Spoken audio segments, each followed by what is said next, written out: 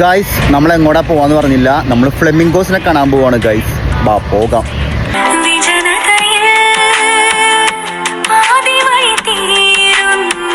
നല്ല വിശപ്പ്, വല്ലതും കഴിച്ചിട്ട് പോകുന്നതായിരിക്കും നല്ലത്.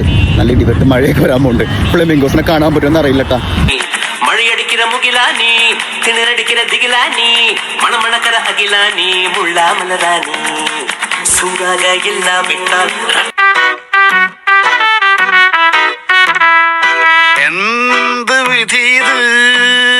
സംഭവം മഴയൊക്കെ ആണെങ്കിലും ഞാനിവിടെ എത്തി ഗൈസ്.